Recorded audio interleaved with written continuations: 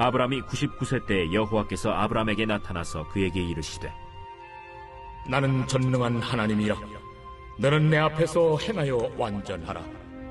내가 내 언약을 나와 너 사이에 두어 너를 크게 번성하게 하리라. 아브라함이 엎드렸더니 하나님이 또 그에게 말씀하여 이르시되 보라, 내 언약이 너와 함께 있으니 너는 여러 민족의 아버지가 될지라. 이제 후로는 내 이름을 아브라함이라 하지 아니하고 아브라함이라 하리니 이는 내가 너를 여러 민족의 아버지가 되게 함이니라. 내가 너로 심히 번성하게 하리니 내가 네게서 민족들이 나게 하며 왕들이 네게로부터 나오리라. 내가 내 언약을 나와 너 및 네 대대 후손 사이에 세워서 영원한 언약을 삼고 너와 네 후손의 하나님이 되리라. 내가 너와 네 후손에게 네가 거류하는 이 땅 곧 가나안 온 땅을 주어 영원한 기업이 되게 하고 나는 그들의 하나님이 되리라. 내 아내 사레는 이름을 사레라 하지 말고 사라라 하라. 내가 그에게 복을 주어 그가 내게 아들을 낳아주게 하며 내가 그에게 복을 주어 그를 여러 민족의 어머니가 되게 하리니 민족의 여러 왕이 그에게서 나리라. 아브라함이 엎드려 웃으며 마음속으로 이르되 100세 된 사람이 어찌 자식을 낳을까? 사라는 90세니 어찌 출산하리요? 아브라함이 이에 하나님께 아뢰되 이스마엘이나 하나님 앞에 살기를 원하나이다. 아니라 내 아내 사라가 내게 아들을 낳으리니 너는 그 이름을 이삭이라 하라. 내가 그와 내 언약을 세우리니 그의 후손에게 영원한 언약이 되리라. 할렐루야, 할렐루야. 지금까지 우리를 인도하신 우리 주님 앞에 우리 감사와 찬양과 영광의 큰 박수 올려드리겠습니다. 아름다우신 주님, 여기까지 우리를 인도하신 주님, 거룩하신 주님의 은혜를 높여 찬양합니다. 주님 홀로 영광과 찬양을 받아 주시옵소서. 우리의 높은 경배를 받아 주시옵소서. 할렐루야, 아멘. 지난 우리의 모든 삶을 인도하신 참 좋으신 주님의 이름을 찬양합니다. 네, 하나님의 귀한 은혜와 섭리 가운데 주님의 몸된 교회로 부름받은 우리 포도의 성도들 한번 사랑스러운 눈으로 한번 바라보시면서요, 이 시간 영상으로 함께 예배하는 우리 글로벌 포도 식구들과 또 환우들을 향해서도 우리 한번 따뜻한 사랑과 격려와 축복의 박수를 서로에게 보내도록 하겠습니다. 주님의 놀라우신 은혜가 우리 모두에게 있게 되기를 주님의 이름으로 축원합니다. 할렐루야. 사랑하는 여러분, 성령 충만하십시오. 말씀 충만하십시오. 이 시간 우리는 오직 은혜로만 설명된 지난 시간을 보내고 또 하나님의 은혜로만 꿈꿀 수 있는 새로운 한 해를 바라보고 있습니다. 이 끝과 시작이 오직 말씀으로 매듭되어지고 또한 새롭게 열리는 은혜가 있게 되기를 주님의 이름으로 축원합니다. 우리 옆 사람과 이렇게 한번 인사하셨으면 좋겠는데요. 자, 오늘 하나님의 약속이 당신을 찾아가실 것입니다. 이렇게 한번 인사하시겠어요? 오늘 하나님의 약속이 당신을 찾아올 것입니다. 아멘. 여러분이 하나님의 말씀을 그 약속의 보증으로 받은 인생만큼 담대하고 평안한 삶은 있을 수 없음을 믿습니다. 오늘 함께 나누는 이 말씀과 또한 2024년 주실 약속의 말씀을 통해 큰 소망과 격려와 은혜와 축복이 우리 모두에게 있게 되기를 주님의 이름으로 축원합니다. 오늘 우리가 함께 살펴볼 말씀은 이스마엘 출생 이후 약 13년 만에 이 아브라함에게 하나님께서 다시 찾아오셔서 그 언약을 갱신하시는 사건을 다루고 있습니다. 우리는 하나님께서 아브라함이라는 이 한 사람을 택하셔서 그분의 일을 이루시는 전 과정을 볼 때 하나님께서는 인생에게 앞서 약속을 하시고 그 일을 성취하시는 방식으로 이루어 가신다는 사실을 깨닫게 됩니다. 아브라함의 전생에는 하나님의 언약의 성격을 구체적으로 보여주는 아주 좋은 샘플이 되는데요. 자, 오늘 본문은 앞서 16장에 기록된 사건과 무려 13년의 시간 간격을 가지고 있습니다. 이 기간은요, 하늘이 땅에 침묵하던 시기였어요. 자, 여러분 왜 그랬을까요? 자, 창세기 16장에서 아브라함은 사라의 말을 듣고 이스마엘을 낳았습니다. 아브라함은 약속과 현실의 틈에서 이 딜레마를 믿음으로 해결하지 못하고 끝내 약속을 저버립니다. 아브라함이 사라의 말을 듣고 하갈에게서 그 아들을 얻은 이 사건은요, 13년의 영적인 공백기를 가져왔고요. 아브라함의 이 선택은 한 가정을 파탄냈고 두 모자를 광야로 내몰았으며 그들의 후대에 걸쳐 끊임없는 반목과 갈등을 일으킨 너무나 치명적인 실패가 되었어요. 정말 너무나도 비참한 영적 실패였죠. 하지만 이 실패를 대하는 우리의 마음이 여러분 어딘지 모르게 찜찜한 것은요. 자, 이 선택이 아브라함의 어떤 인간적인 욕망에서 비롯된 것이 아니었다는 거죠. 이 실수는 하나님의 약속을 신속히 이루고 자신의 결핍을 해결하려던 지나친 열심과 조급함에서 비롯된 것이었습니다. 그래서 그의 이 실패가 우리에게 너무나 설득적이고 그의 이 딜레마가 우리 역시 당장에 당면한 문제이며 그가 선택한 이 육신의 방식이 우리가 가장 넘어지기 쉬운 유혹이라는 거예요. 우리는 우리의 매우 타락한 욕망이 아니라 자연적이고 인간적인 열심조차도 하나님의 뜻을 방해하는 잘못된 욕구가 될 수 있다는 사실에 놀라면서 말씀을 깊이 상고해야 합니다.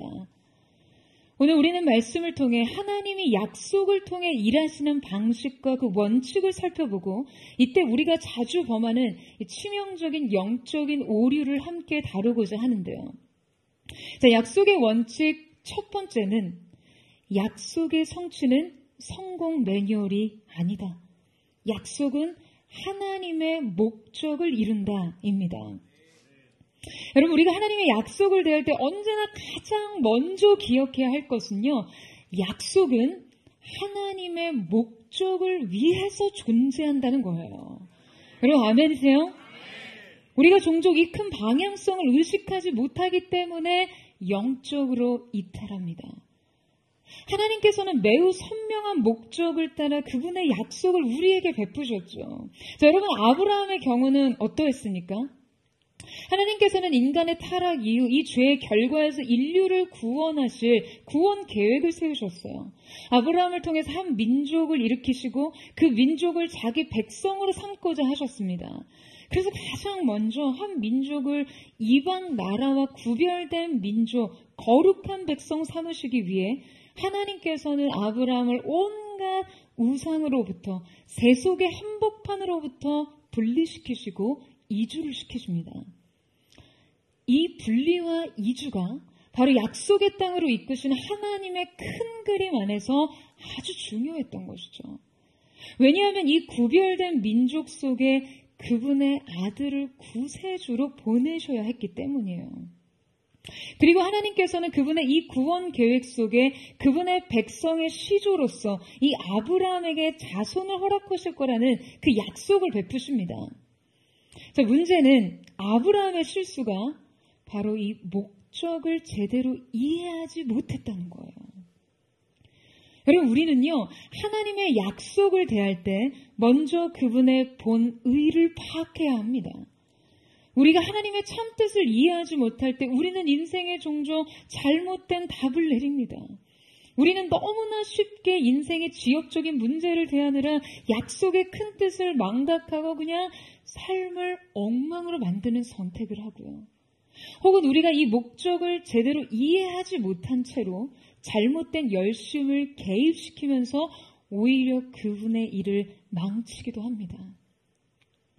여러분, 이 오 헨리의 단편 중에 마지막 입세의 저자죠. 그의 단편 중에 마녀의 빵이라는 작품이 있습니다. 이 주인공으로 나오는 마더 미첨은 작은 빵집을 운영하고 있었는데요. 미혼이었던 그녀는 매주 일주일에 두세 번 주기적으로 빵을 사러 오던 남자 손님에게 관심을 갖게 됩니다. 그는 언제나 이 갓 구운 빵이 아닌 값싼 묵은 빵 2덩이를 사갔는데요. 그의 손에 묻어있는 이 물감 자국을 보고는 마더는 그가 묵은 빵으로 그냥 겨우 끼니를 때우는 아주 가난한 화가일 거라고 생각하게 됩니다. 어느 날 그녀는 이 가난한 화가에 대한 연민을 느끼면서요, 부유한 자신이 그를 후원할 수 있기를 바라는 마음에서 그의 빵에 몰래 버터를 듬뿍 발라놓고는 표시가 나지 않게 빵을 오므려 놨어요. 그의 자존심마저도 존중하고자 했던 배려였던 것이죠. 그런데 며칠 뒤에 그녀의 빵집을 찾은 남자는 막 잔뜩 화가 나가지고요, 그녀에게 주먹을 흔들고 큰 소리를 치며 막 분노를 퍼붓는 것이었어요. 그는 블룸베르거라는 이 건축 설계사였는데요, 석 달의 시간 동안 그냥 오로지 공모전에 출품할 시청 설계도를 그리는데 전념을 하며 살았습니다. 알고 보니까 그가 작업의 막바지에 초안으로 그려놨던 그 연필 자국을 지워내기 위해 그간의 이 묵은 빵을 사갔던 거예요. 그러니까 연필 자국이요, 이 고무 지우개보다 묵은 빵 조각으로 훨씬 더 잘 지워졌기 때문이었습니다. 그런데 그 마지막 작업에 마더가 몰래 넣은 버터 때문에 그냥 그의 설계도는 온통 기름 얼룩 투성이가 되었고요. 그가 수개월 동안 전념해서 완성한 이 작업은 그냥 수포로 돌아가게 된 것이죠. 여러분, 마더의 실수는요, 사실 한 사람에 대한 친절과 호의였죠. 심지어 이 과정마저도 사려 깊은 배려뿐이었습니다. 하지만 우리가 반드시 기억해야 하는 것은 아무리 선의와 배려에서 비롯된 열심이라 할지라도 여러분, 이것이 범할 수 있는 치명적인 결과가 있다는 거예요. 오헨리는 이 단편을 통해서 인간의 선의와 호의조차도 상대의 목적과 형편을 제대로 이해하지 못했을 때 이것이 얼마나 심각한 실수를 할 수 있는지를 다루고 있습니다. 그래서 결국 호의의 빵이 아닌 마녀의 빵이 되어버리는 거예요. 여러분, 그런데 하나님의 약속에 대해서도 우리가 종종 이러한 오류를 범합니다. 우리가 하나님의 일을 하거나 우리의 인생에서 그분의 뜻을 이룬다는 열심에서요, 자주 묵은 빵에 버터를 바르고 있어요. 그런데 결국 이것은 하나님의 계획에 그냥 잔뜩 더러운 자국을 남길 뿐입니다. 그리고 이것은 우리의 인생에도 강한 얼룩으로 남아 쉽게 지워낼 수 없는 것이 되어버리죠. 여러분, 아브라함 역시 그랬습니다. 자, 우리 함께 창세기 16장 1절에서 2절 말씀을 같이 한번 읽어보도록 하겠습니다. 창세기 16장 1절에서 2절 말씀 시작. 아브라함의 아내 사레는 출산하지 못하였고 그에게 한 요정이 있으니 애굽 사람이요 이름은 하갈이라. 사레가 아브라함에게 이르되 여호와께서 내 출산을 허락하지 아니하셨으니 원하건대 내 요정에게 들어가라. 내가 혹 그로 말미암아 자녀를 얻을까 하노라 하매 아브라함이 사레의 말을 들으니라. 자, 여러분, 하나님의 약속의 성취가 계속 지연되던 이 기간 동안 지금 아브라함에게 선명하던 것이 점점점 흐릿해졌어요. 그는 아마 사라의 이 창의적인 제안을 받아들이면서 그런 생각을 했을지 몰라요. 그래, 하나님께서 나에게 내 몸에서 날짜라고 하셨지, 그때 사라까지 언급하신 것은 아니었으니까. 너무 늙어버리면 아이 기를 힘도 남아있지 않을 텐데 그것이 하나님의 일을 이룰 때 합당할까? 만약에 하나님께서 우리가 하나님의 약속을 얼마나 사모하는지 그 갈망의 정도를 보고자 하시는 거라면 우리가 어떠한 방법을 동원해서라도 이 일을 이루는 것이 맞지 않을까? 여러분, 아브라함의 이런 고민은요, 악의가 아니었습니다. 하지만 육신의 생각은 사망이에요. 우리의 자연적인 본성 그대로를 따르는 생각 역시 육신에 속한 것이죠. 결국 이 말씀대로 그는 이 육신의 생각 끝에 이스마엘을 낳게 된 것이에요. 여러분, 만약에 그가 그의 자손을 통해 구별된 백성을 세우실 것이라는 그 하나님의 의도를 정확하게 이해했다면 지금 불신앙의 상징이었던 애굽에서 이방 왕으로부터 얻은 애굽의 노예 하갈을 통해 여러분 자녀를 얻을 생각을 선택했을까요? 하나님의 약속이 언제나 하나님의 최선을 이룬다는 것을 기억했다면 그가 최선이 아닌 고작 차악을 마지못해 선택하듯 이스마엘을 낳았겠냐는 거예요. 그가 하나님의 목적을 이해했다면 애초에 이 선택은요, 여러분 고려사항이 될 수 없었습니다. 문제는 그가 이 목적을 놓친 것이에요. 그래서 그는 이삭 대신 이스마엘을 낳았습니다. 그리고 놀랍게도 이스마엘로 적당히 만족했어요. 영적으로 언약의 아들을 낳지 않고도 그냥 육적으로 육신의 아들을 낳고도 잘 살 수 있다고 생각했어요. 창세기 17장 18절 말씀에 아브라함이 이어 하나님에게 아뢰되 이스마엘이나 하나님 앞에 살기를 원하나이다. 여러분, 하나님께서는요, 영적인 생명을 주시겠다고 할 때 지금 아브라함은 뭐라고 말합니까? 아브라함이 하나님께 아뢰되 이스마엘이나 하나님 앞에 살기를 원하나이다. 여러분, 이것이 하나님의 목적을 망각한 자연인의 전형적 열망입니다. 약속의 아들까지도 바라지 않고요, 그냥 이스마엘이나 잘 살기를 원합니다. 여러분, 우리도 그런 말 많이 하지 않나요? 저는 그렇게 신앙이 깊은 사람도 아니고요, 그냥 적정 수준에서 적당히 예수 믿고 주일 성수 정도 잘 지키고 이번에 이 일 잘 성사되면 11조도 좀 하고 사는 게 제가 말하는 수준의 삶입니다. 제가 무슨 목사도 아니고 이 정도 하면 된 거 아닙니까? 여러분, 똑같은 예수를 믿고도 똑같은 생명을 누리고 똑같은 영혼을 소유했으면서도 여러분 이 땅에서 바라는 삶은 이토록 차이가 납니다. 많은 사람들이요, 이스마엘이나 낳고 잘 살고 싶어해요. 여러분, 이 영적인 체념이 마치 인생의 적정 수위의 꿈과 소망이라고 여기는 것이죠. 아브라함도 이 침묵의 기간 동안 이스마엘을 키우면서요, 나름 애 키우는 재미도 좀 보고 그에게 애착도 느끼면서 갈등도 적당히 해결하고 상처도 적당히 봉합하고 현실적인 문제들도 적당히 해결하면서 이 적당히 사는 삶에 굉장히 큰 보람을 느꼈을 거예요. 하지만 여러분, 기억하세요. 이 체념은 무려 13년 동안 하늘의 문을 닫았습니다.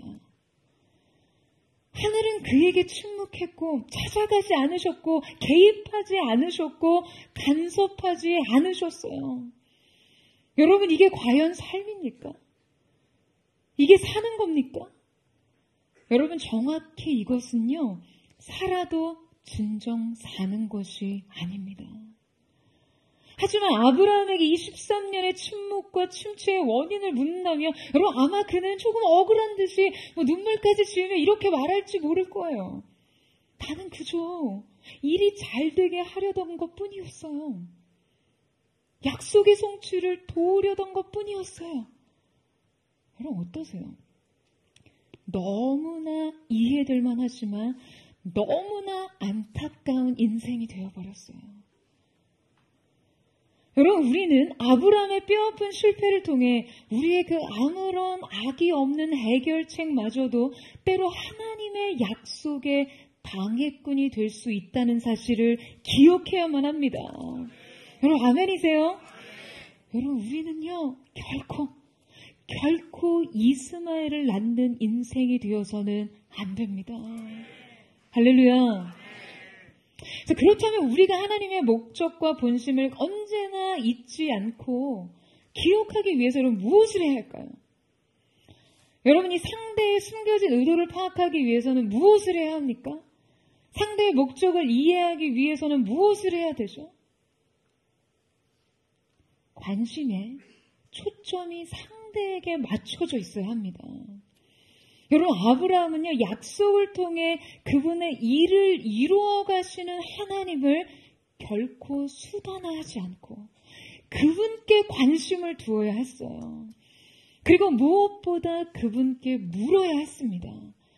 그가 목적을 망각하고 분별을 상실해 이 사라의 제안을 한순간 합리적이라 받아들였다 할지라도 여러분, 이것을 선택함에 있어서 믿음의 의심을 했어야 하고 또 궁극적으로 하나님의 생각을 물어야만 했습니다.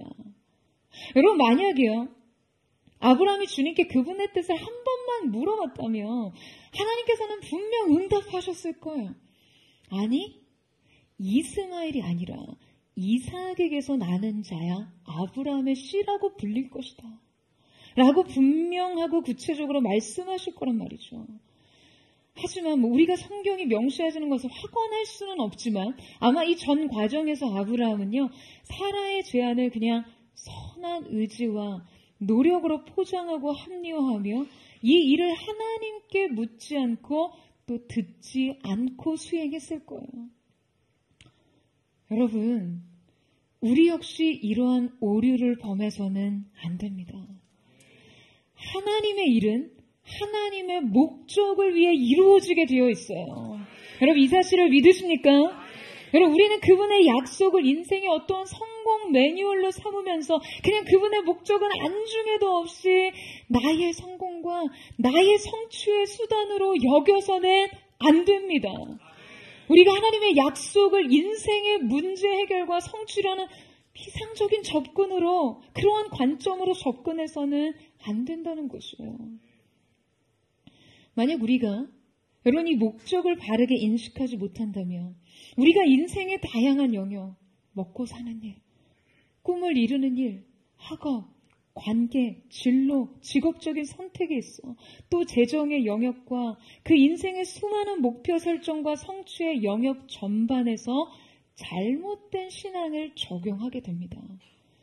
우리가 꿈꾸고 이루어야 될 수많은 일들 속에 여러분, 우리가 앞서가고 주도하며 하나님께서 하시는 이 일을 그냥 확인, 승인해 주시거나 필요한 것들을 결제, 지불해 주시는 분쯤으로 여기게 된다는 것이죠.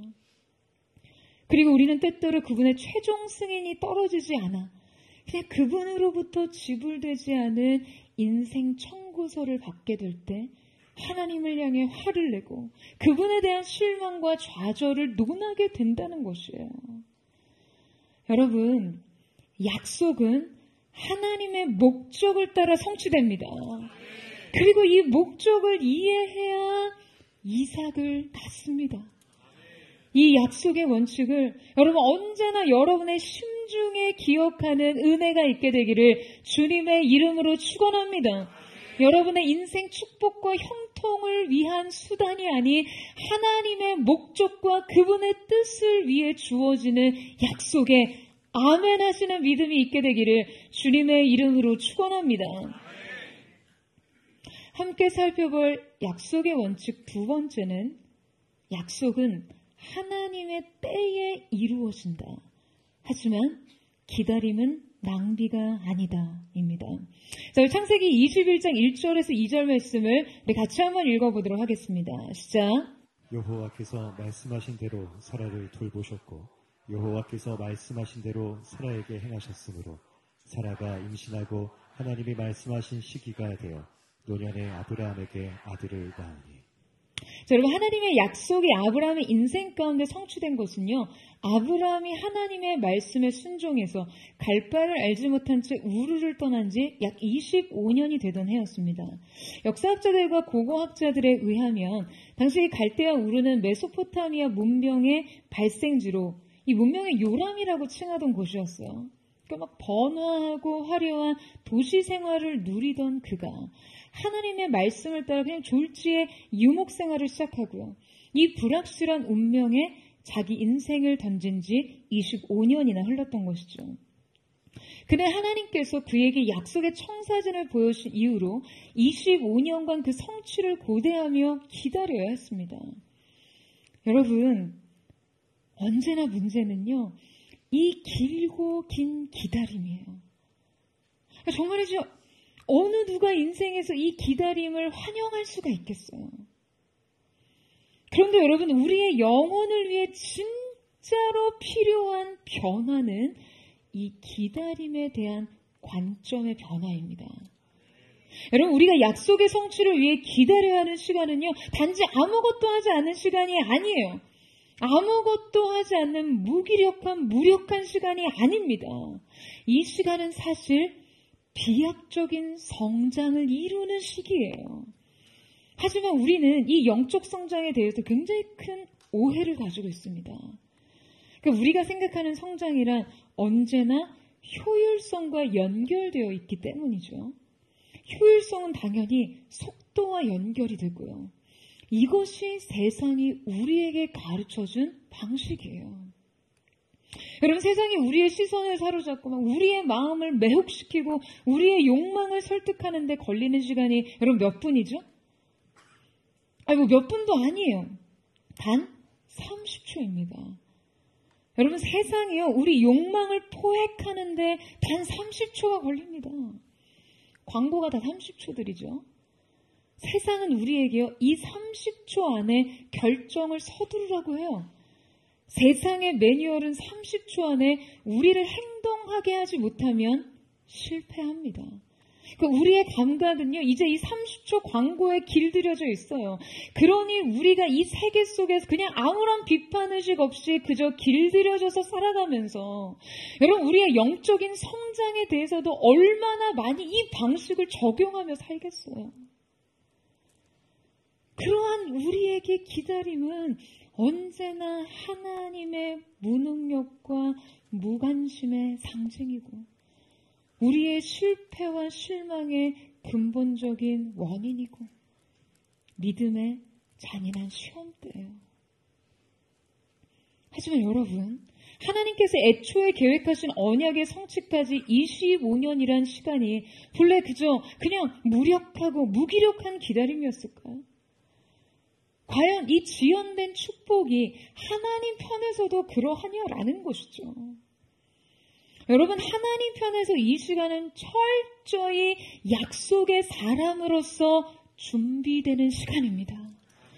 하지만 우리가 하나님의 약속에 우리의 조급함, 빠른 성취, 효율성, 기다림에 허비하고 싶지 않은 나의 시간표들을 적용하면서 그 하나님의 시간을 앞지르고자 할 때 여러분, 어떠한 일이 일어나나요?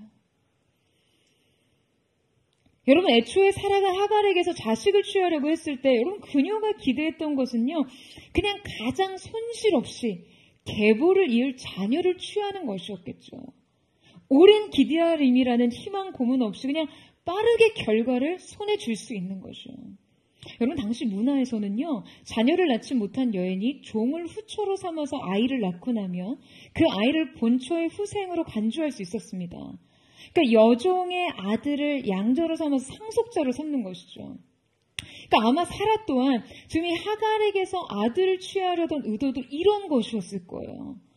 그때만 해도 하갈이 사라에게 매우 수능적인 여종이었을 테고요. 그냥 하갈을 대리모 정도로 생각한 것이고 그 아들의 소유권도 사라 자신에게 있었기 때문에요. 하지만 여러분, 이것이 바로 우리가 죄를 대하는 순진한 의식입니다.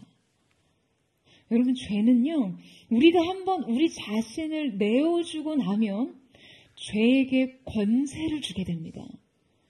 그때 우리는 죄를 종부리듯 할 수 없고요. 죄에게 종노릇하게 됩니다. 여러분, 기억하세요. 이것이 영적인 원리예요. 하갈은 지금 사라의 종에 불과했지만 하갈이 아들을 낳고 나서 여러분 어떻게 됩니까? 여러분, 여전히 그를 종부리듯 할 수가 없었어요. 이 관계는 금세 역전이 됩니다.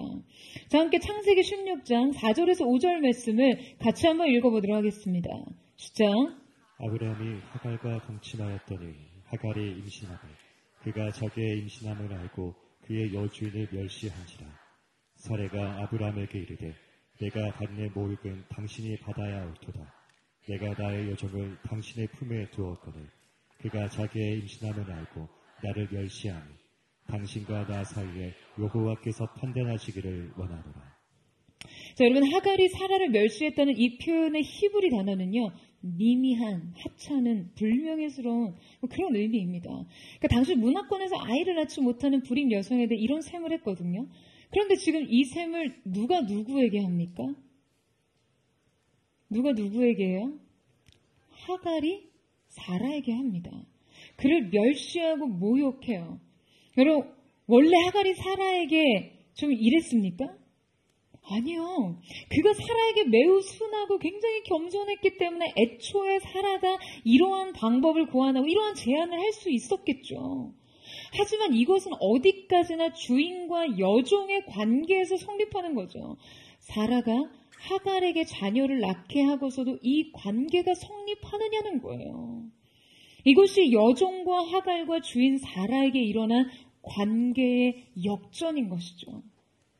여러분, 이 역전은요, 우리가 서두르려고 조급했던 만큼 우리의 삶에 매우 신속하고 빠르게 일어납니다. 우리가 인생의 효율성을 운운하면서 효율적 방법 적용을 했지만 여러분 보시기에 여러분 이 결과가 효율적입니까? 이것이 인생의 시간표를 앞당기는 방법인가요? 여러분, 아니요.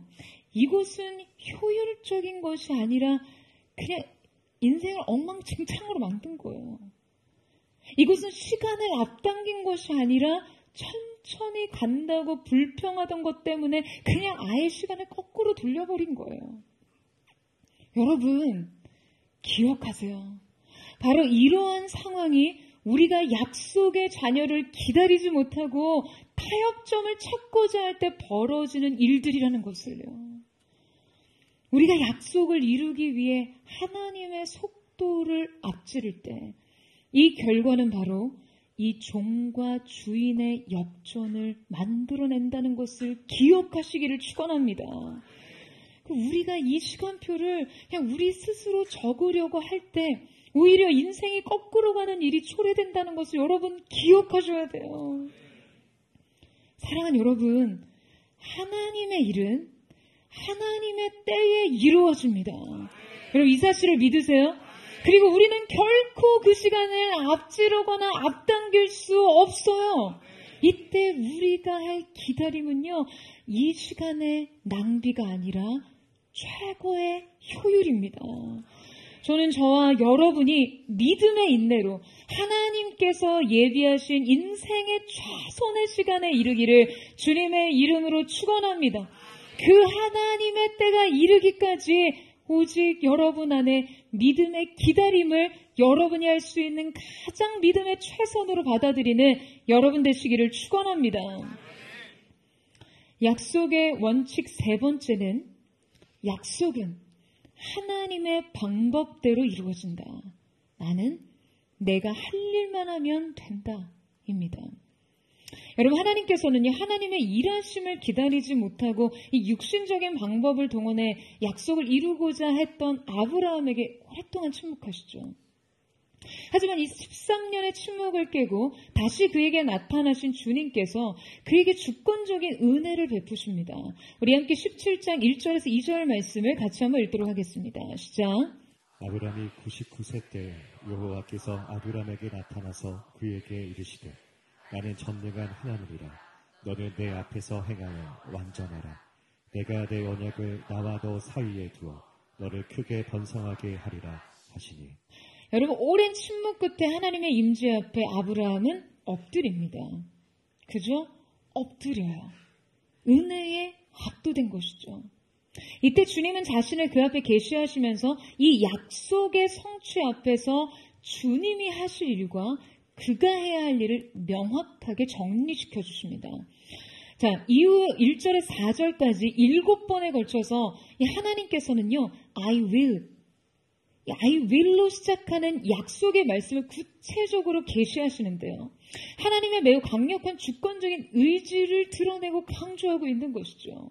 매우 의미심장하게도 이 계시는 아브라함이 99세 때에 라는 시간적인 명시를 강하게 드러내면서 시작됩니다.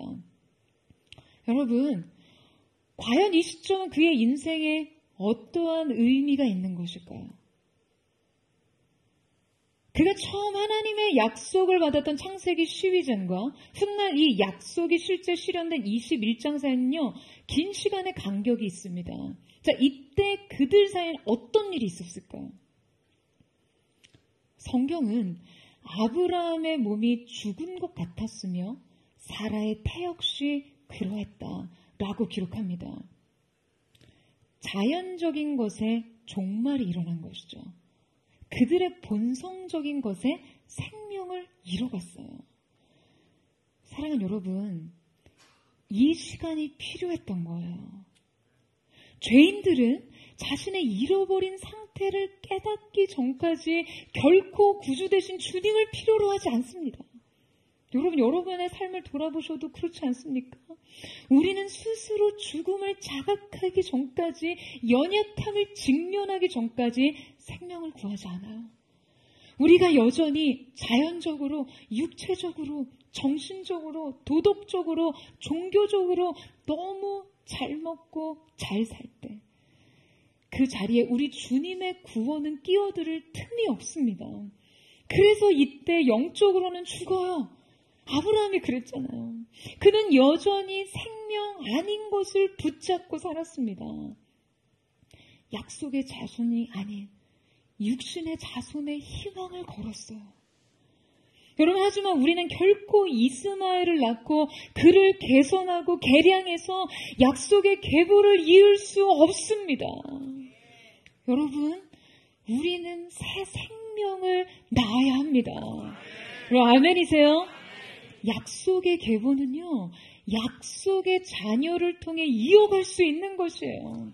그리고 새 생명은 자기 통제와 개선으로 이루어질 수 있는 것이 아니라 주님이 주시는 영적인 생명을 통해 얻을 수 있는 것입니다. 주님을 통해 주님만이 하실 수 있는 일을 바라보며 얻을 수 있는 것이죠.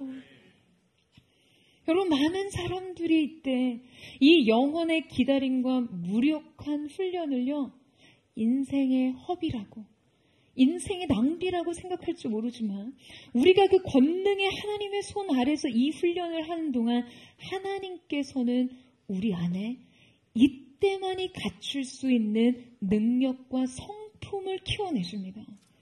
바로 영혼의 힘을 빼는 법 말이에요. 여러분, 수영할 줄 아시죠? 네, 1부도 좀 비슷했는데 생존을 위해서 좀 수영을 하시기를 축복해요. 근데 뭐 하시는 분들 중에 뭐 수영 잘하세요? 많은 분들이 수영을 할 줄 알아도 수영을 잘하지 못하는 이유 중에 하나가 이렇게 바로 몸에서 힘을 빼지 못하기 때문입니다.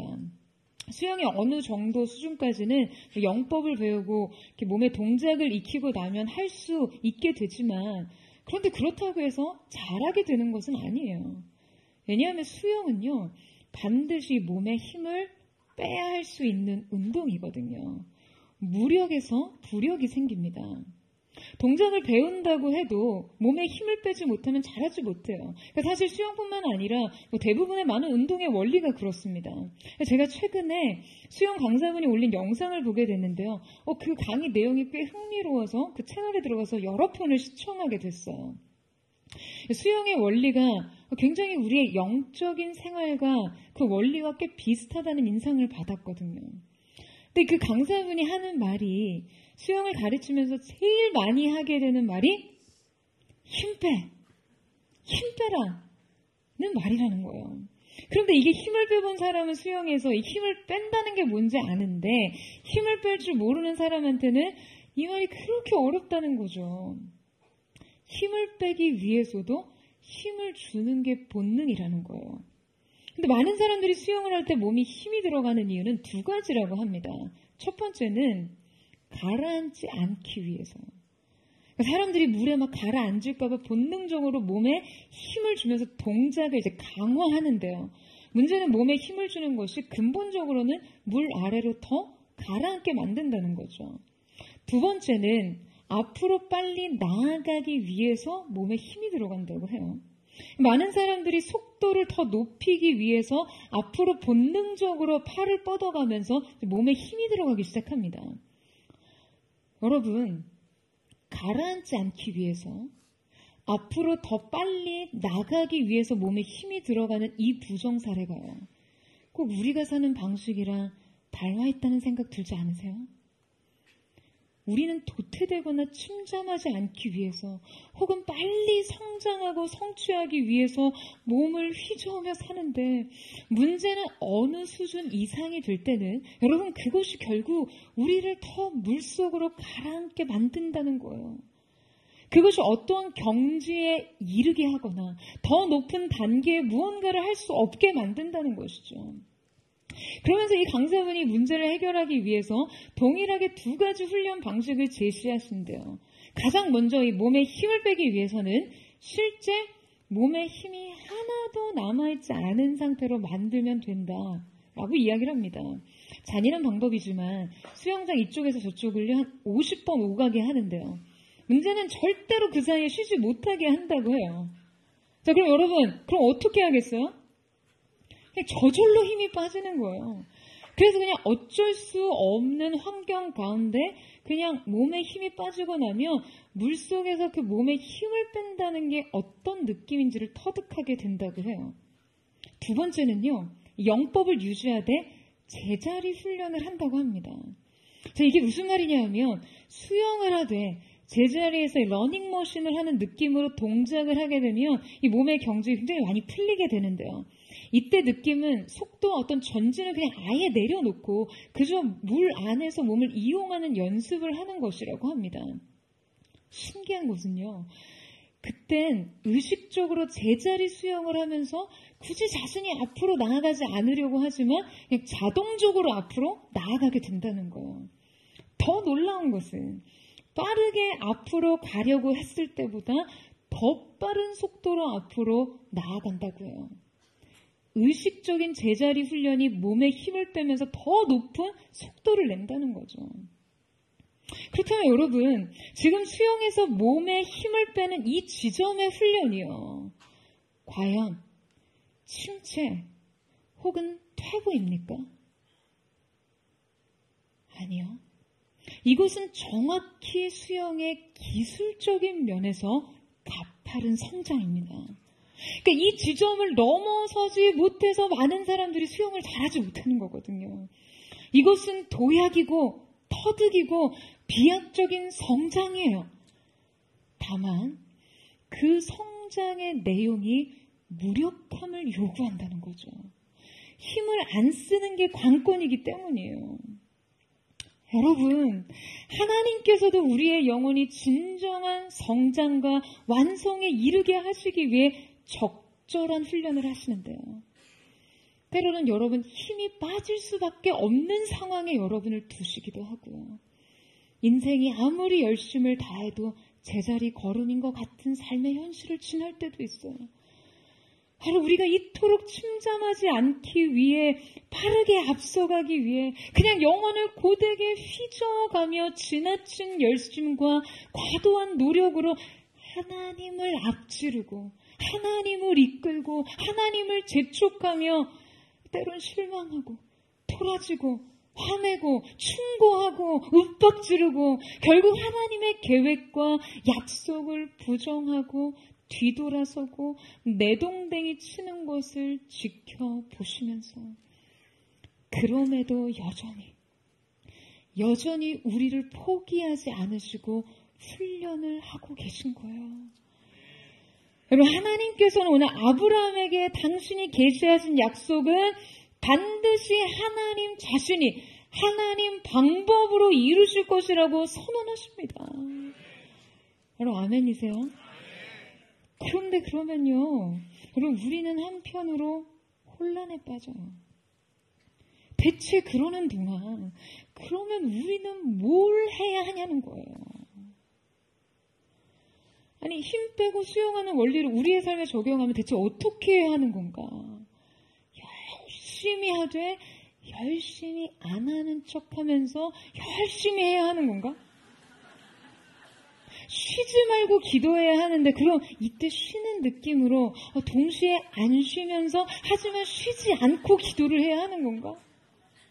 6 to 7, 이 6 to 7을 너무 지나치게 노력을 안 하는 느낌으로 마치 이 최선이 아닌 느낌으로 최선을 다해야 하는 것인가?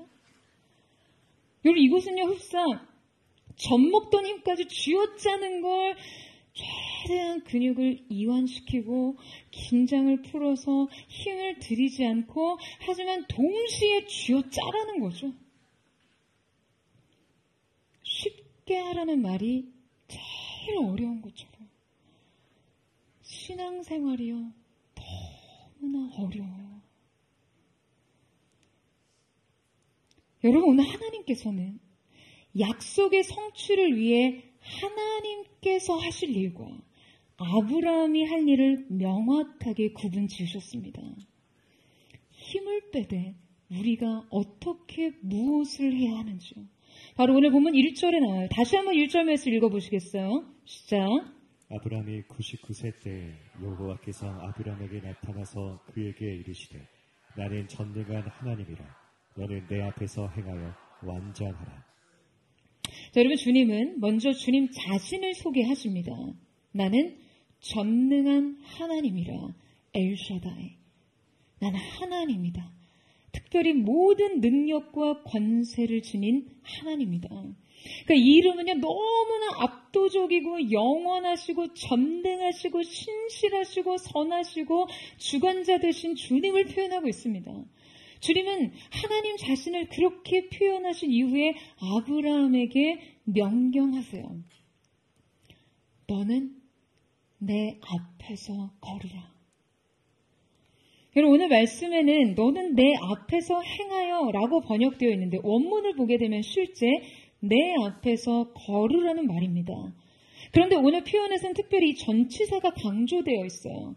하나님의 명령에는 다양한 걸음이 언급되어 있는데요. 자, 이때 성경은 의도적으로 서로 다른 전치사를 이용해서 이 행위를 표현하고 있습니다. 앞서 창세기에 노아와 에녹의 삶에서 이 걷다라는 표현에는요, 전치사 with라는 단어를 사용합니다.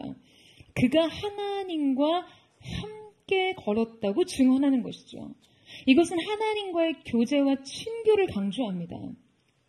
신명기의 이스라엘 자손들에게 있어서는, 그 백성들에게 있어서는 전치사 after를 사용해서 여호와를 따라 걸었다라고 표현해요. 그러니까 주인을 뒤따라 걷는 종의 모습에 부합하는 것이죠. 신약의 성도들에게는 전치사 in을 사용해서 in Christ, 그리스도, 그 안에서 걷되 라고 표현합니다. 그리스도와의 연합을 강조하는 거예요. 자, 여러분, 이것은 모두 명확한 의미를 따라 의도적으로 전치사를 선택하시면서 성도들의 믿음의 걸음을 표현하고 강조하고 있어요. 우리는 주님의 친구로서 그와 함께 걸으며 그분의 종으로서 주님을 따라 걸으며 그의 몸의 지체로서 그 안에서 걸을 수 있습니다. 특별히 우리는요, 주님의 자녀로서 그분 앞에서 걸을 수 있어요.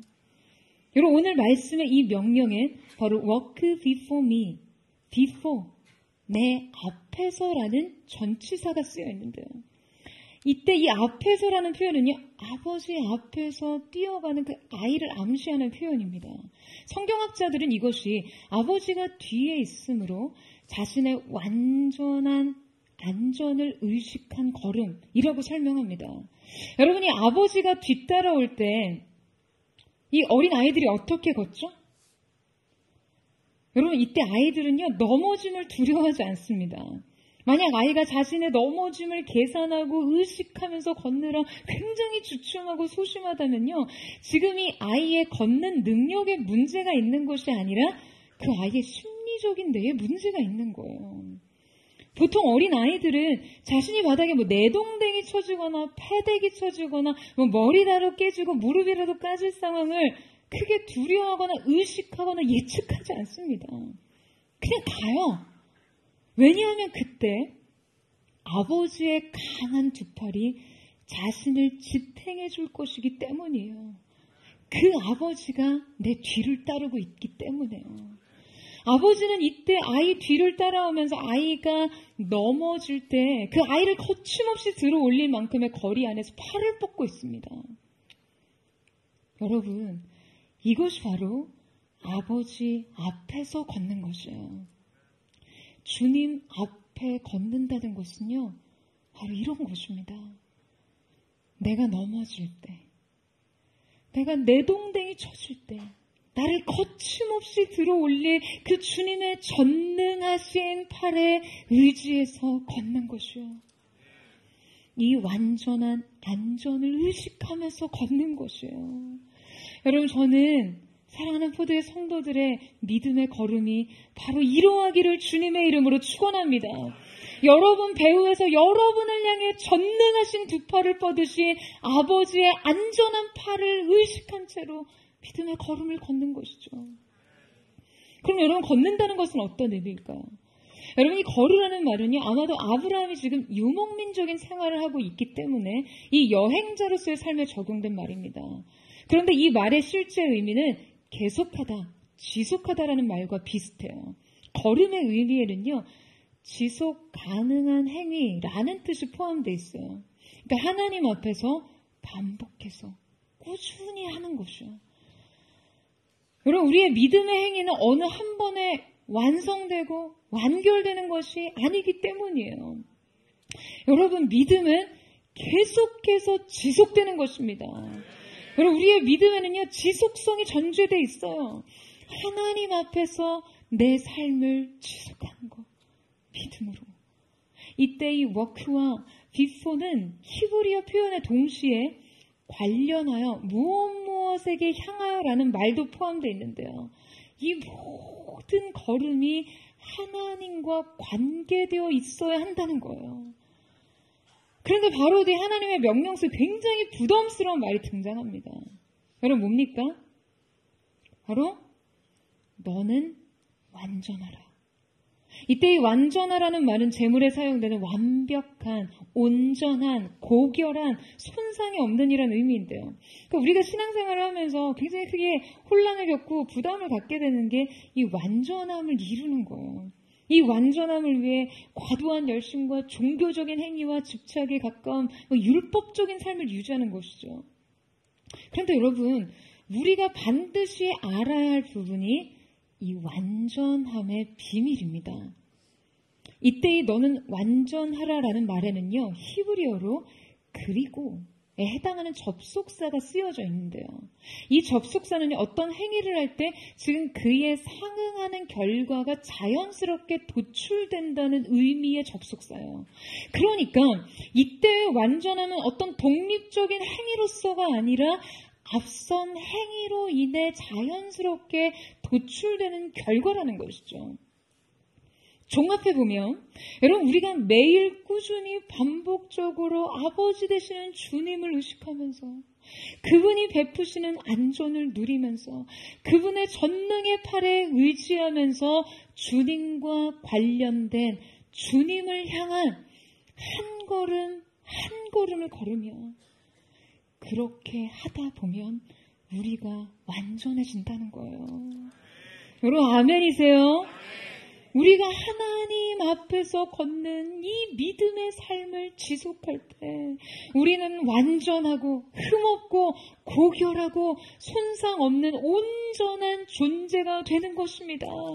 우리의 힘과 능력과 노력과 결단으로 하는 것이 아닌 아버지, 배후에서 나와 함께 하시는 아버지를 의식한 믿음의 한 걸음 한 걸음을 디딜 때 가능해진다는 것이에요. 여러분, 그렇게 주님 앞에서 걸을 때 우리는 무엇을 얻게 되나요? 여러분, 창세기 17장 말씀에 성경에 최초로 등장하는 웃음에 대한 기록이 나오는데요. 아브라함이 하나님의 계시를 듣고 웃습니다. 이때 이 웃음은 하나님의 약속의 계시에 대한 불신의 웃음이었어요. 그리고 훗날 오늘의 본문이 21장 말씀에 보면 또 한 번의 웃음이 등장하는데요. 우리 함께 오늘 본문 5절에서 6절 말씀, 21장 말씀을 함께 읽도록 하겠습니다. 시작. 아브라함이 그의 아들 이삭이 그에게 태어날 때 백세라. 사라가 이르되 하나님이 나를 웃게 하시니 듣는 자가 다 나와 함께 웃으리로다. 여러분, 사라가 웃습니다. 그냥 원래 앞선 18장에서의 장막 뒤에 숨어서 이 약속을 비웃었던 자였어요. 나이 많아서 생산의 능력이 끊어진 자신에게 아니 무슨 아들이냐는 불신의 웃음이었어요. 그의 이성이 하나님의 약속을 비웃었던 것이죠. 의심하고 비웃었어요. 그런데 이 영광스러운 성취의 날 하나님께서 그의 입에 웃음을 채우셨어요. 여러분, 이때 웃음은 주님이 부어주신 순수한 환희였습니다. 겨우 인생의 착을 선택하고 체념하며 살기 급급했던 인생에게 하나님의 최선이 베풀어질 때 그 영혼엔 웃음이 가득했습니다. 여러분, 약속이 환희의 웃음이 되게 하신 것이죠. 사랑하는 여러분, 오늘 여러분들 중에도 하나님이 약속하신 이 말씀 앞에서 여러분의 인생 속에 베푸신 하나님의 말씀 가운데 불신과 냉소로 웃었던 분들이 있을지 모르겠어요. 현실을 보고 내 자신을 볼 때 하나님의 약속이랑 그냥 허상의 신기루 같고 실현 불가능한 꿈같이 느껴져서 말이죠. 사랑하는 여러분 그러나 하나님의 말씀은 결코 헛되이 하나님께로 돌아가지 않습니다. 여러분 아멘이세요? 내 입에서 나가는 말도 이와 같이 헛되이 내게로 되돌아오지 아니하고 나의 기뻐하는 뜻을 이루며 내가 보낸 일에 형통함이니라. 할렐루야. 여러분 하나님의 말씀은 반드시 말씀하신 대로 이루어집니다. 여러분 이 사실을 믿으시기를 축원해요. 창세기 21장 말씀에 계속해서 반복되는 구절이 뭔지 아세요? 그가 말씀하신 대로 그가 말씀하신 대로 하나님이 말씀하셨기 때문에 상황이 변화됩니다. 관계가 달라져요. 죽은 것 같았던 육체에 새로운 생명의 꽃이 피기 시작합니다. 왜요? 말씀하신 그대로 이루어져야 하기 때문에요. 하나님의 말씀은 상황을 이끌어가는 능력이 됩니다. 사랑하는 여러분, 그것을 믿음으로 바라보세요. 아멘하는 믿음으로 기다리세요. 오늘 우리 모두에게 전 하나님께서 약속이 웃음이 되게 하시는 기쁨을 누리게 하실 줄로 믿습니다. 오늘 특별히 하나님의 약속이 여러분의 인생을 찾아가서 그 2024년 한 해를 견인하고 하나님의 뜻, 기뻐하시는 그분의 뜻을 이루는 형통이 되기를 주님의 이름으로 축복합니다. 하나님의 말씀이 여러분의 인생 속에 주어졌을 때요, 상황이 보이고 그 말씀에 비친 내 자신을 보니 헛웃음이 나요. 불신의 웃음, 의심의 웃음밖에 터지지 않아요. 사랑하는 여러분, 그러나 오늘 이 시간 여러분의 영안이 열려 이 약속이 주어진 성취의 현장을 목도할 수 있는 눈이 열려지기를 축복합니다. 그 성취의 현장에서 나로 웃게 하시며 나와 함께 듣는 자로 웃게 하시는 그 하나님의 놀라우신 은혜가 여러분 모든 삶을 지배하는 압도하는 능력이 되기를 주님의 이름으로 축복합니다. 우리 이제 우리 함께 찬양하며 기도하며 주님 앞으로 나아갔으면 좋겠습니다. 사랑하는 주님, 오늘 이 시간 우리가 주님 앞에 우리의 인생의 현장 속에 그 약속을 기다릴 수 없는 조급함과 그 우리의 인생을 향한 하나님의 목적을 이해하지 못한 채 오로지 나의 성취와 성공을 위해 그 약속을 수단화했던 하나님의 은혜를 수단화하고자 했던 우리의 모든 연약함들을 가지고 주님 보좌 앞으로 나아갑니다. 오늘 진정한 믿음으로 우리 배후에 계시는 아버지를 우리의 마음 가운데 모시고 믿음의 새걸음을 떼기를 원하오니 거룩하신 성령님, 오늘 이 시간 하늘의 문을 여시고 이 가운데 임하여 주시되 새하늘과 새 땅의 비전으로 주님의 약속의 말씀이 우리의 심중에 새겨지는 시간 될 수 있도록 역사하여 주옵소서. 우리 그 마음 고백하며 우리 주님 앞으로 나아가기를 원합니다. 영원한 생명의 주님,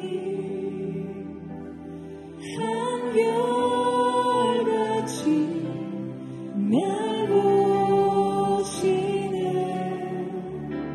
주 손길로 덮으사 의의 길로 인도하네. 주를 바라네.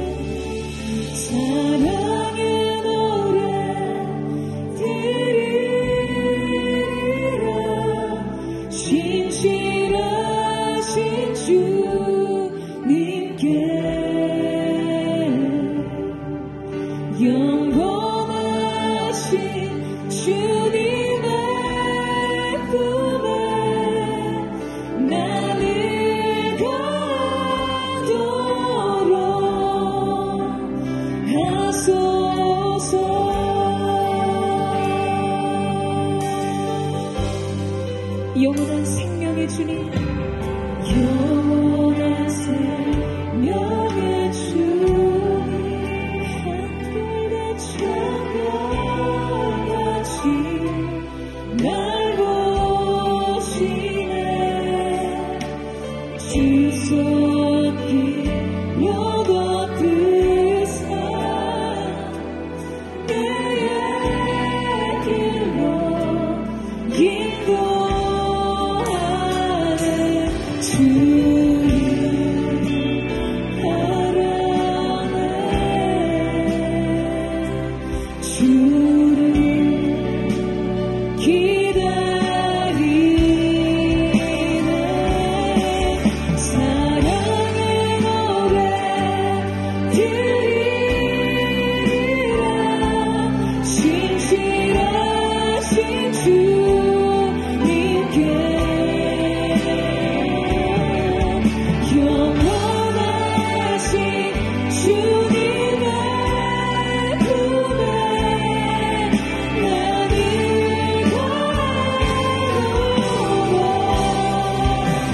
하소 사랑의 노래 들리라. 신실하신 주님께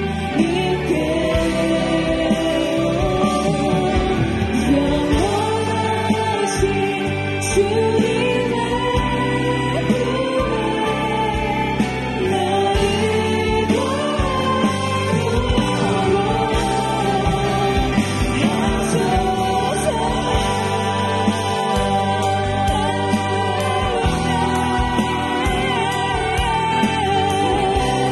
거룩하신 주님, 존귀하신 주님의 보좌를 높여 찬양합니다.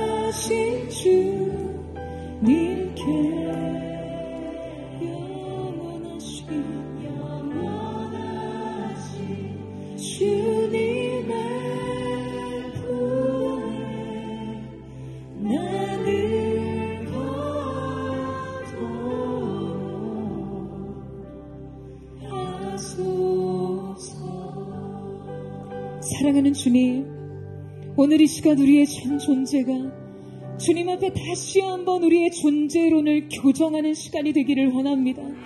주님, 주님께서는 이사야 말씀에 이 백성은 나를 위하여 지었나니 나를 찬송하게 하느라고 주님 말씀하셨습니다. 그러나 주님, 얼마나 자주 우리의 인생이 나를 위한 하나님의 존재가 마치 존재하시듯 그렇게 우리의 삶을 살았습니까? 하나님을 우리의 존재 성공의 수단으로, 기도와 예배와 말씀을 우리의 인생 성공의 수단으로 여겼던 지난 모든 순간들을 주님 앞에 회개하며 나아가기를 원합니다.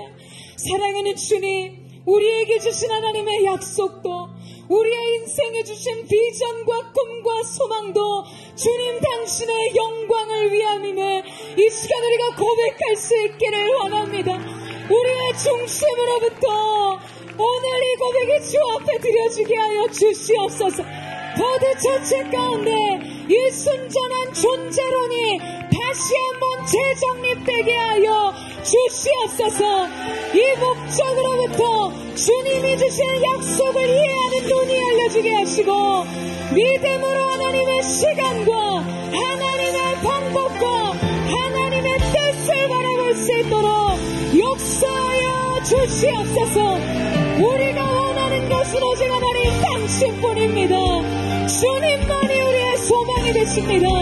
우리 그 마음 고백하며 전심으로 주의 이름을 부르짖고 우리 예수의 동성으로 기도하겠습니다. 주여 아버지 하나님, 주님이 주시는 말씀마저도 우리가 쉽게 드리는 예배와 기도마저도 주님으로부터 얻어낼 수 있는 은혜와 축복과 영광의 수고가 되었고 우리의 지난 모든 삶을 주 앞에 회개하며 나아가는 우리 사랑하는 고대 성도들과 주님의 몸된 교회의 거듭 조치가 다시 한번 주님의 말씀 앞에서 우리의 존재론과 목적론을 재정립하는 시간 되게 하여 주시옵소서. 주님 교정하여 주십시오. 인생의 부르심의 그때가 다시 한번 우리의 삶의 트랙이 되게 하셔서 주님의 말씀하신 부르심을 따라 우리 인생이 달려갈 수 있도록 역사하여 주시옵소서. 오로지 나를 위해, 내 자신을 위해, 내 삶을 위해, 내 성공함의 가정을 위해 살았고 주님의 말씀마저도 이 성공의 성취의 수단을 여겼던 우리의 삶을 주님 앞에 내려놓고 이 시간 주님의 말씀을 기다립니다. 오직 하나님의 목적을 이루기 위해 내 인생의 계획을 가지신 나를 통해 주님의 영광을 드러내고자 계획하신 하나님의 목적을 향해 가기를 원합니다. 아버지 기름 부어주시고 주님을 우리 인생의 새 소망으로 새기는 거울자리에 기름 부으시니 그 인생을 우리가 낼게 하여 주옵소서.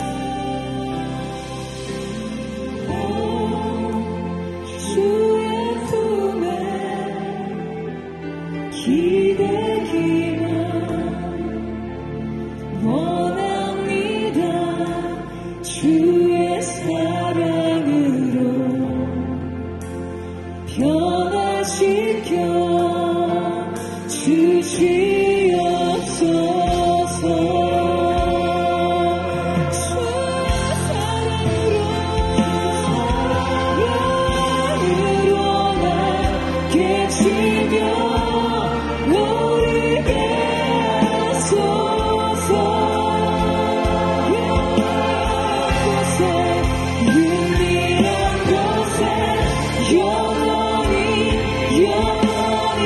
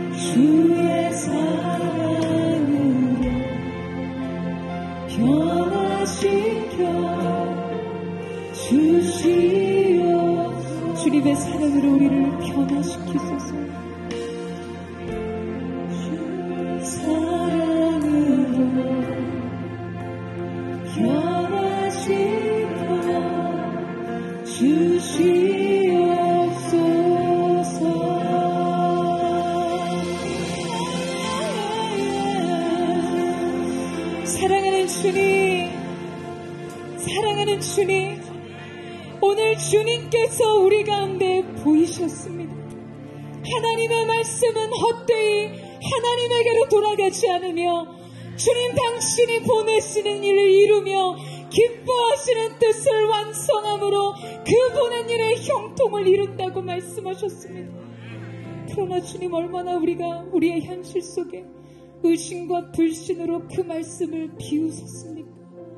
그 말씀이 내 인생에 주어진지조차 잊고 살았던 우리의 지난 삶 속에, 사랑하는 주님, 이 시간 말씀에 대한 우리의 마음을 활짝 열기를 원합니다. 오늘 이 시간 주님의 말씀을 우리의 인생 속에 초청하며 나아갑니다. 약속의 웃음이 되게 하시 그 하나님의 성취의 영광을 바라보며 아멘하는 믿음으로 준비될 수 있기를 원하오니 성령님 역사하여 주시옵소서. 사랑하는 여러분, 이 시간에 마지막으로 한 번 더 기도하며 나아갈 때, 오늘 특별히 2024년 약속의 말씀을 나누며 나아가는 이 시간이 마치 노아가 새로운 시대의 문을 열며 하나님 앞에 방주의 문을 열고 비둘기를 보내 그 생명의 땅에 그 감람나무 잎을 몰아왔던 그 비둘기의 소식과 같이 오늘 성령께서 각 사람의 인생 가운데 주님 주시는 새하늘과 새 땅의 증표를 말씀으로 보내시기를 축원합니다. 각 사람의 인생 가운데 성령님 오늘 이 시간 하늘의 문을 열어주십시오. 주님 오셔서 친히 다스려 주시옵소서. 각 말씀이 각 사람의 인생을 찾아가는 시간 되게 하여 주시옵소서. 주님의 보혈로 덮어주셔서 모든 어둠의 방해와 회개가 예수님의 이름으로 끊어지게 하여 주시옵소서. 불신의 웃음을 떠나갈지어다. 의심의 웃음 떠나갈지어다. 주님의 약속을 향한 환희의 영광의 웃음만이 우리 가운데 터지는 영광이 되게 하여 주시옵소서. 성령님 말씀으로 임하여 주시옵소서. 우리의 인생의 약속이 임하게 하여 주시옵소서. 우리 주의 마음을 짓고 우리 한번 동성으로 기도합니다. 주여, 사랑하는 주님, 오늘 이 시간 약속이 우리 가운데 있음을 믿습니다. 거룩하신 하나님의 은혜가 오늘 이 가운데 있음을 믿습니다. 각 사람의 인생 가운데 주님 찾아가셔서 주님 말씀하시고 주님의 이름으로 주시옵소서. 주님 선하심을 바라보는 인생, 아버지의 배우의 인생, 그런 두려움 없이 인생의 안전을 의식하며 믿음으로 달리고 또 걸어가며 약속하신 말씀의 웃음으로 성취를 보내 하나님의 사랑을 될 수 있도록 역사하여 주시옵소서. 기름으로 주시옵소서. 주님의 보혈로 덮어주셔서 오늘 이 시간 특별한 오늘의 백회에 예수님의 이름 받아갈지어다. 오직 아멘하는 믿음으로 있게 안아주시고 오직이신 성령께서 행하시는 거룩하시는 의 역사가 오늘 이 가운데 새하늘과 새 땅의 약속으로 임하게 하여 주시옵소서. 아멘. 주의 선하신 주의 전성으로 선포하라.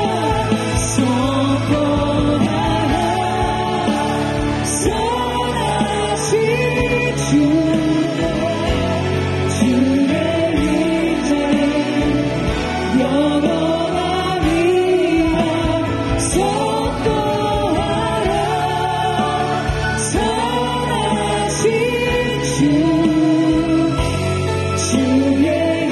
인자는 영원하리라. 주님, 닫힌 인생의 세계 속에 있었던 우리의 삶이 오늘 성령께서 우리 가운데 전달하신 주님의 약속의 말씀의 표징으로 새하늘과 새 땅을 꿈꾸게 하여 주시옵소서. 마침내 새하늘과 새 땅이 열리는 것을 보고야만은 그 땅에 거룩한 영혼의 제단을 쌓네 새날이 열려지게 하여 주시옵소서. 그 영광의 새날이 열려질지어다. 말씀으로 우리 인생 가운데서 일을 행하시옵소서. 실존의 거룩하신 주님을 찬양하며 감사드리며 살아계신 예수님의 이름으로 기도드립니다. 아멘. 오늘 이 시간 우리 가운데 함께하신 주님 앞에 우리 감사와 찬양과 영광을 말씀드리겠습니다.